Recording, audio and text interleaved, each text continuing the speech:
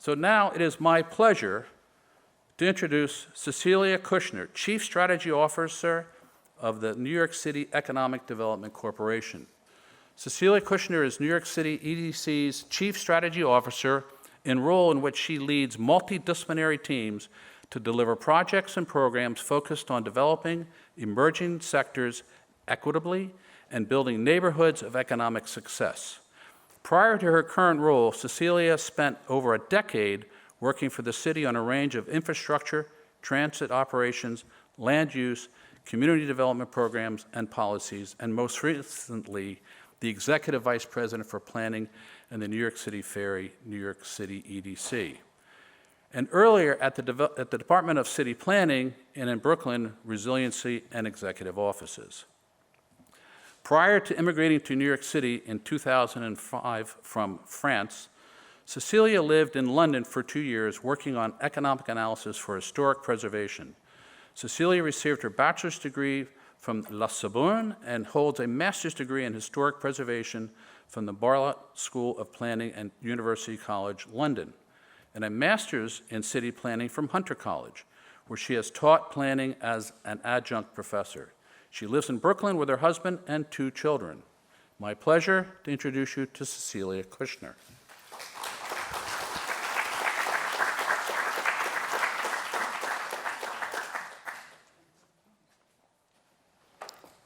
Good morning, everyone. Let me move this along. I'm Cecilia Kushner. I'm the Chief Strategy Officer at the Economic Development Corporation. It's a pleasure to be with the life science community this morning. I'm here to talk to you about our general life science initiatives and how this administration under Mayor Adams and Andrew Kimball is doubling down on the life science ecosystem and as an industry, as well as the big announcement we just did a few weeks ago with the governor, SPARC. So first off, life science is really a billion-dollar initiative that this administration is carrying on. Our goal is to create 1,000 life science companies and about 40,000 jobs over the next 10 to 15 years. And we're doing this by focusing on a number of strategies: scientific innovation, supporting new research, infrastructure, making sure we have the right real estate of wet lab and dry labs in the city, business development, which is supporting early stage company, and then workforce development to make sure that all New Yorkers can participate in the growth of this new industry.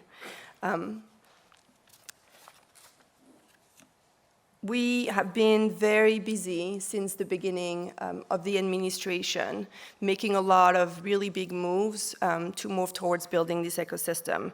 The first one is we've added new members to our life science New York City Advisory Council. This is a group of esteemed leaders that are helping the city shape policy, direction, and investment towards the future of the ecosystem. We have created a real estate advisory council as well to advise the city on real estate matters related to life sciences.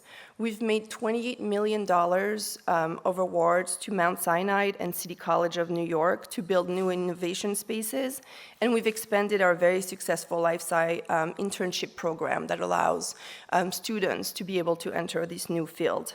And we've also made a really big announcement for a new Life Sci development at 455 First Avenue. This is the site of the former public health lab that will be developed by Taconic, DIFCO West, and NYU.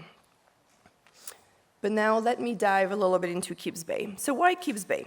Which is something that is really important to us. We see Kips Bay as the new Kendall Square of New York City. This is going to be the epicenter of life science. We have a lot of spokes around the city, but this is going to be the main hub moving forward. It has a perfect location.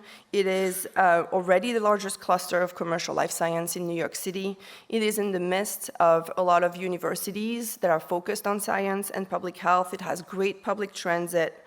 And in the heart of Kips Bay is Brookdale, which is an extremely large city-owned site. It's 4.8 acres. It's an entire city block that lies completely in the middle of it.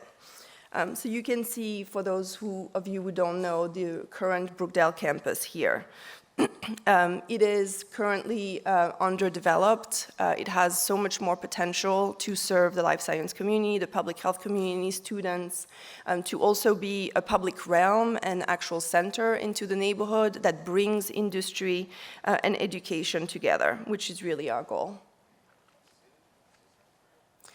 One of the really important focus of this administration and our team at EDC on life science is both on growing the industry. We've seen tremendous job growth, and the New York region, and one of my colleagues from city planning will talk about it afterwards, is the largest region in terms of life science jobs. So we're very proud of that. But what we want to make sure is that these jobs and all levels of jobs that are in the life science and public health industries actually benefit New Yorkers. So we really want to build a healthcare sector with very intentional career pathways that allow New Yorkers to enter good, well-paying careers and jobs that allow them to sustain their families. And so part of the SPARC project is to create state-of-the-art hands-on learning facilities, both from the education as well as direct learning and direct relationship with industry. And so this is really why this is a really important relationship between CUNY, the city, the state, and the city, as well as other agencies that play a critical role in building these careers. So let me come back a little bit to this Kendall Square metaphor here, or comparison. We really believe that Kips Bay it can be the heart of the life science industry. As I said, we have a really large number of public and private hospitals and education institutions. We have Alexandria East and West Tower that are right next north of Brookdale, just a couple of blocks away. We have Deerfield Cure to the west, and we have about 1 million square feet of life science development that are on the way with the Alexandria Phase 3, as well as 455 First Avenue. And so being able to complete Brookdale at the heart of this entire ecosystem is really doubling down on Kips Bay as the new center for life science in New York City. And I will say that throughout all of our conversation with the Life Science Advisory Council and many people in the field, it's felt really important to have a place, and that life science not be so incredibly diffuse as it's beginning to be in New York City, which is a huge sign of success, but also that it has a center and a home, and we really believe Kips Bay can be that.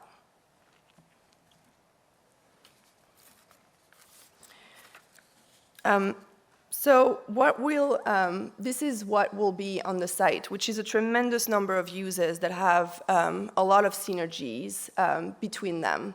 So it will be really anchored by CUNY. We will have 3 different schools: the School of Nursing, which is currently in Brookdale, School of Public Health, which is currently in Harlem, as well as some community college programs from the MCC.